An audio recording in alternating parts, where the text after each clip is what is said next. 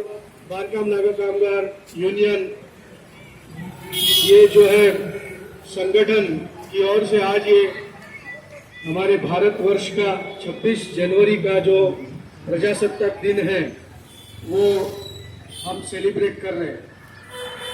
साथियों, हमको मालूम है कि देश की रीढ़ की हड्डी एक है किसान और दूसरा है मजदूर। ये देश की रीढ़ की हड्डी है और ये मजबूत रहेगी तो देश मजबूत होगा। ये मजबूती कैसे आएगी ये हम और आप देख रहे हैं कि किसानों का आंदोलन दिल्ली में जो बॉर्डर है, शाहजहांपुर बॉर्डर है, गाजीपुर बॉर्डर है, टिकरी बॉर्डर है, सिंघू बॉर्डर है, वो किसान जो है अपने हकों की लड़ाई के लिए केंद्र सरकार से जूझ रहे हैं। कामगार भी जूझ रहे हैं, किसान भी जूझ रहे हैं। आपको मालूम होगा कि मोदी सरकार में 3 जो है कानून, मैं गोरा है कि काला है वो नहीं बोलूंगा, लेकिन 3 जो है किसानों के लिए कानून पारित किए हुए हैं और वहां पे पंजाब और हरियाणा के जो किसान हैं वो वहां पे खड़े हैं। ये किसान क्यों खड़े हैं ये बड़ा हमारे और आपके बीच में चर्चा का विषय है।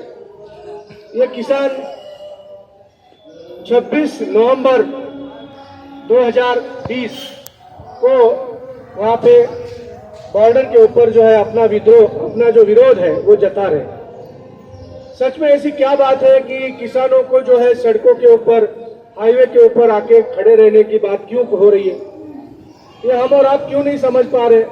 इसका कारण है कि हम जो है पूरा का पूरा जो है सरकार के पक्ष में विचार कर रहे हैं, लेकिन उनकी बात जो है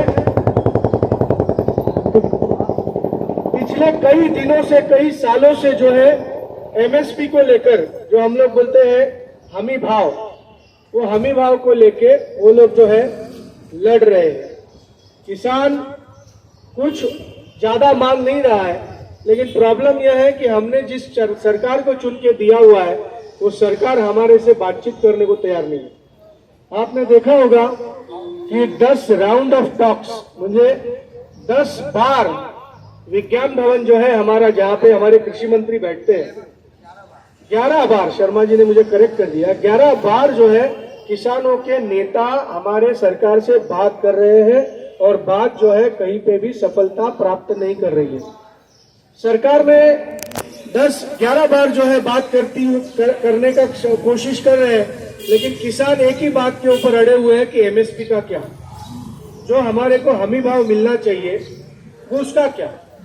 और सरकार बोल रही है कि हमने जो है एमएसपी कैंसिल नहीं किया हुआ है, तो डेडलॉक बना हुआ है, जिसको हम बोलते हैं कि सरकार ना सुनने को तैयार है, ना किसान जो है हटने को तैयार है। ये बड़ा लोकशाही के देश में एक बड़ा अनूठा संघर्ष है और ये संघर्ष जो है शांतिपूर्ण है। हमारे इधर के जो बांधकाम नागा कामगार के जो भाई है, जनवादी हॉकर सभा के जो हमारे सदस्यगण है, इनको भी ये सोचना पड़ेगा कि लड़ाई कितनी तेज है। हम लोग, हमारा जो विरोध है जहां पे जताने का है वहां पे हम लोग नहीं जताएंगे और हम लोग हमारे काम धंधे में मशगूल होंगे, तो एक दिन हमारे लिए जो कानून बना है फेरी वाला कायदा, वो भी जो है कब खारिज हो जाएगा पता नहीं चलेगा। इसीलिए आप जो है मेहनत करके आपकी रोटी है वो कमाना चाहते हैं, लेकिन यहाँ की व्यवस्था जो है जैसे किसानों को मारने की कोशिश कर रही है वैसे फेरी वालों को भी मारने की कोशिश करेगी। आज ये फेरी वाला भाई है, उनको भी समझना पड़ेगा कि इस पूरे शहर में एक व्यवस्था बनी है, वो है महानगर पालिका। आज महानगर पालिका के ऊपर जनवादी हॉकर सभा ने जितने संघर्ष कायम किए हुए उतना इधर मीरा भाईंदर में किसी ने किया नहीं होगा, ये मैं दावे के साथ कह सकता हूँ। और यहाँ के जो प्रशासन को है वहां को हम लोगों ने बार बार जो है सूचित किया हुआ है कि ये जो है हमारे देश के नागरिक है, लेकिन जैसे किसानों के लिए इस समाज में विवाद पैदा करते हैं। आपने देखा होगा ये किसान जो है वो दलाल लोगों के हाथ में पड़े हुए हैं, कितना गंदा बात करते हैं समाज के अंदर। ये जो मशीनरी है वो काम करती है, वो बोली जाती है, कि ये किसान नहीं है, ये दलाल लोग हैं। जब भी कभी मुद्दा उठता है मोदी सरकार के माध्यम को, तो वो बोलते हैं कि ये दलाल लोग हैं। अरे भाई, तो आपके कहाँ है? आप क्यों, आप सरकार में बैठे हैं तो उनको पूछ के तो कानून बनाना चाहिए था। उनका एक ही मुद्दा है कि आपके पास में बल है, आपके पास में मेजोरिटी है, 304 जो है वो बीजेपी के कमल खिले हुए हैं। बाद में उनके जो एनडीए के साथी है वो भी अंदर सदन के अंदर है। उन्होंने बराबर जून महीने में अधिवेशन लेके कानून पारित किया और हमारे महामहिम राष्ट्रपति महोदय है, उन्होंने सितंबर में उसको मोहर लगा दी। इतना जल्दबाजी में काम होता है, इतना जिसको बोलते हैं सफाई से काम होता है, किसके कहने के ऊपर चल रहे हैं आप भी और हमको समझना पड़ेगा। आज देश के अंदर हमारे हम दो और हमारे दो ऐसा काम चालू है। अभी मालूम है हमको फैमिली प्लानिंग का, हमारे रंगदार चौधरी भी आए, हम उनका स्वागत करते हैं। हमारे राम बदन गुप्ता भी आए हैं 60 फीट रोड से, उनका भी हम स्वागत करते हैं। आपको पता होगा कि फैमिली प्लानिंग का जब घोषणा हुई थी तो परिवार नियोजन के तहत हम दो हमारे दो ऐसे बातें कहने वाले, मतलब ऐसी एक जुमला हमारे समाज के अंदर कहे थे। आज यही बात हो रही है। हम दो मतलब नरेंद्र मोदी और अमित शाह और उनके बेटे, उनकी औलाद अडानी और अंबानी, गौतम अडानी और मुकेश अंबानी, ये जो दो बेटे हैं वो राज कर रहे हैं पूरे हिंदुस्तान के अंदर। उनको बोल जाते हम दो हमारे दो। अरे हम 138 करोड़ लोग आज इस देश में जी खा रहे हैं, लेकिन ये जो हम दो हमारे दो वाली सरकार देश के अंदर क्या कर रही है? राज कर रही है। तो किसान जो है आज के तारीख में जो खड़े हैं उनका एक ही मसला है, एमएसपी चाहिए, एमएसपी की गारंटी चाहिए। जैसे फेरी वाले लोग हैं वो क्या बोलते हैं कि हमारा सर्वे तो हुआ है, अभी सर्वे हुआ है गुप्ता जी, लेकिन हमको लाइसेंस नहीं मिला है। लोन देने को तैयार है ये सरकार, लेकिन लाइसेंस देने को तैयार नहीं। लोन मिला भी, लेकिन वो भरेंगे कैसे? अरे 885 रुपये काट रहे हैं, 885 रुपये भर रहे हैं। ये लोन जो है दे रहे हैं, लेकिन यहाँ पे मीरा भाईंदर महानगर पालिका की प्रशासन व्यवस्था जो नगर सेवक है, दलाल लोगों के बीच में पड़ी हुई है, वो उनको काम धंधा करने को नहीं दे रही। और आप हमारे पास आते हैं, हमको आने वाले दिनों में वापस जो है मुट्ठी हमको इकट्ठा करनी पड़ेगी और नगर पालिका के ऊपर जाके कुछ करना पड़ेगा। मेरे को लोन मिला 10,000, उसमें से 1 महीने का काट गया। ये हमारा जो भाई है ना, ये बोल रहा है अभी मैं भर ही नहीं सकता क्योंकि धंधा ही नहीं लग रहा है। तो ऐसा मोदी जी जो है वो पैसा दे रहे हैं, लेकिन पैसा वापस लौटाए कैसे जब धंधा ही नहीं है? तो इस परिस्थिति में हमको ये देखना होगा कि किसान जो है वहाँ पे 2 लाख 3 लाख की बड़ी तादाद में सिंगू बॉर्डर, टिकरी बॉर्डर, शाहजहांपुर बॉर्डर और गाजीपुर बॉर्डर के ऊपर खड़े हैं। ये लोकशाही की सबसे बड़ी जीत है। सरकार के सरकार को हाथ से हाथ मिला के काम कर रही है।